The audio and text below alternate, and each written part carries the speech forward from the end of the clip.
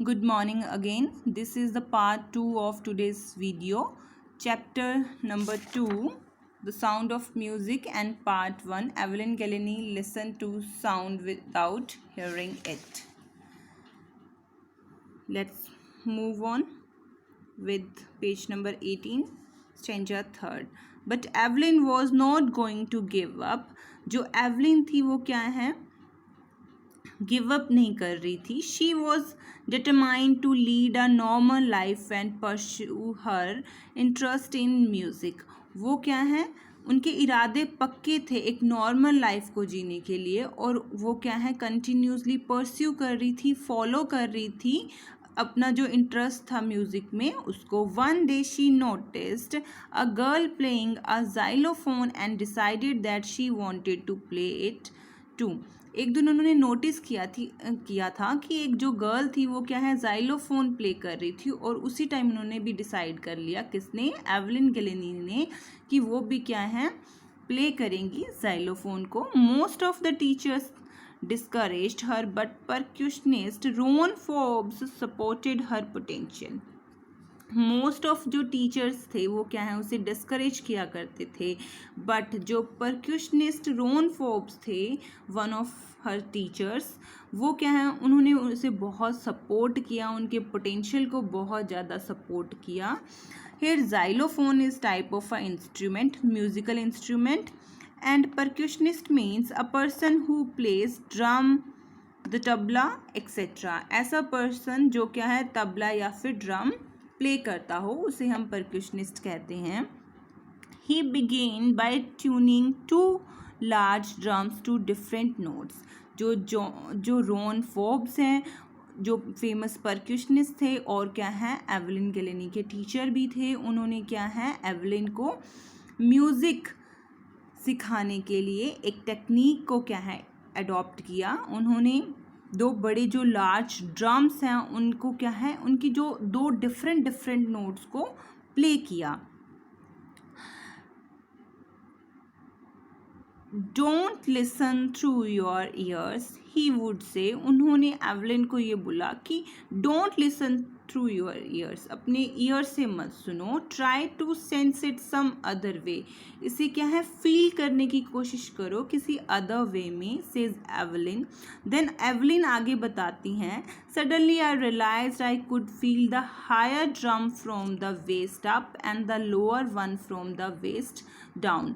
तो जो एवलिन है वो बताती हैं कि सडनली उन्होंने ये नोटिस किया, उन्होंने ये रियलाइज़ किया कि वो फील कर सकती थी कि जो ड्रम की हाई बीट थी, जो हाई नोट थी, उसको क्या है, अपनी वेस्ट के ऊपर वाले पार्ट से क्या है, अपनी बॉडी की जो वेस्ट है उसमें ऊपर वाला जो पार्ट है उससे वो उस बीट को, उस नोट को वो फील कर सकती थी.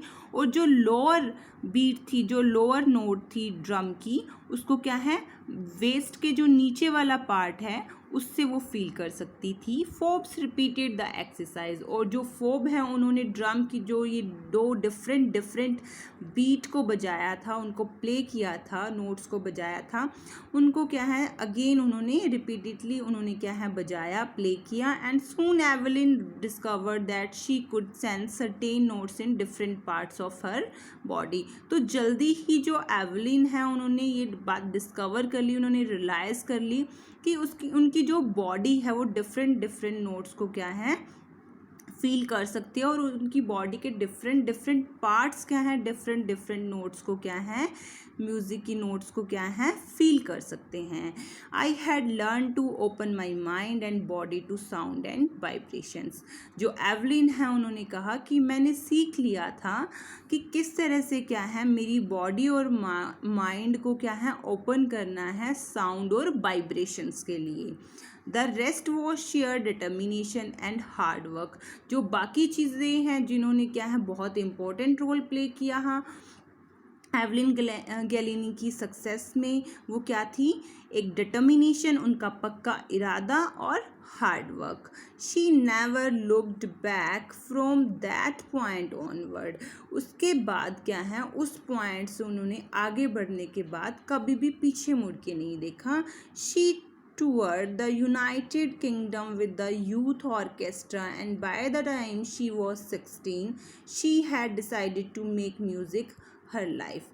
उन्होंने क्या है यूनाइटेड किंगडम में एक टूर निकाला, एक टूर पे वो गई, एक ऑर्केस्ट्रा मीन्स जब म्यूजिशियंस मिलके एक ग्रुप में परफॉर्म करते हैं, तो एक ग्रुप के साथ क्या है म्यूजिशियन बैंड के ग्रुप के साथ वो क्या है यूनाइटेड किंगडम में गई।